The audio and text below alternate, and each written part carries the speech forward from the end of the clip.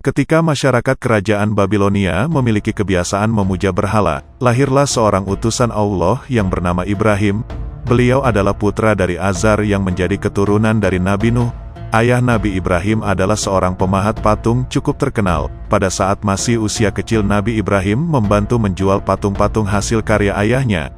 Karena sering berkelana menjual patung, Nabi Ibrahim pun bertanya-tanya, "Wahai ayahku, apakah engkau percaya bahwa semua patung yang dibuat ini adalah Tuhan yang pantas?" Namun ayah Nabi Ibrahim tidak mau menjawab, dan tetap terus mengerjakan patung berhala.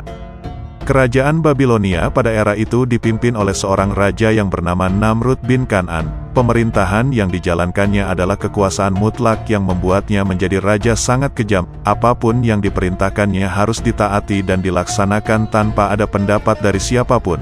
Setelah dewasa, Nabi Ibrahim mulai menyebarkan ajaran Allah.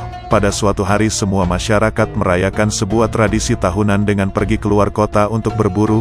Nabi Ibrahim juga diajak oleh ayahnya, namun kali ini Nabi Ibrahim menolak dengan alasan sakit.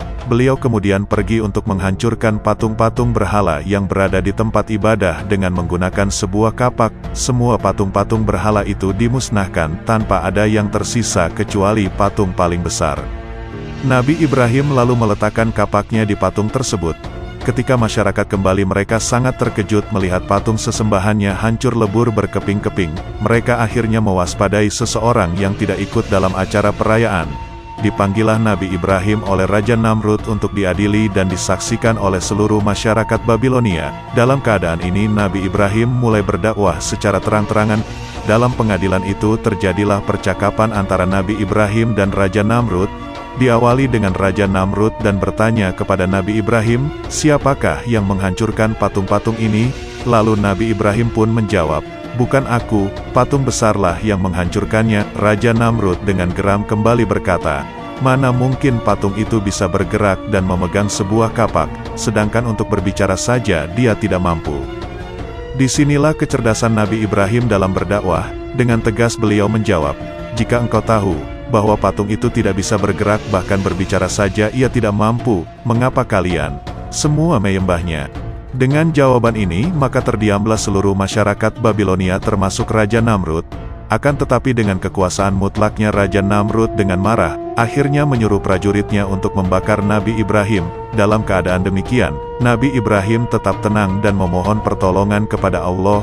Sebuah tiang besi yang kuat didirikan sebagai tempat Nabi Ibrahim untuk diikat dan dibakar. Setelah kayu-kayu sudah siap mengelilingi Nabi Ibrahim, disulutlah kayu itu dengan api atas perintah Raja Namrud. Api itu dengan cepat mulai membesar. Masyarakat Babilonia pun mulai bersukaria melihat Nabi Ibrahim dilahap api. Namun alangkah terkejutnya para masyarakat waktu itu, karena Nabi Ibrahim tidak terbakar. Beliau masih utuh sempurna tanpa adanya luka sedikit pun. Ternyata doa Nabi Ibrahim dikabulkan oleh Allah. Permohonan agar diselamatkan dari api besar dan menyala ada dalam Al-Quran Surat Al-Anbiya ayat 69. Maka selamatlah Nabi Ibrahim dari kobaran api yang amat besar sehingga para masyarakat Babilonia menjadi takjub terhadap mukjizat Nabi Ibrahim. Mereka kemudian mulai mengikuti pedoman Nabi Ibrahim dan hanya menyembah Allah. Demikianlah kisah singkat Nabi Ibrahim dibakar oleh Raja Namrud yang tidak luka sedikit pun. Meskipun dibakar api, semoga kisah ini dapat menambah keimanan kita untuk percaya terhadap kebesaran Allah. Jangan lupa like, komen, dan subscribe Rukun Channel ya, supaya tidak ketinggalan video-video terbaru.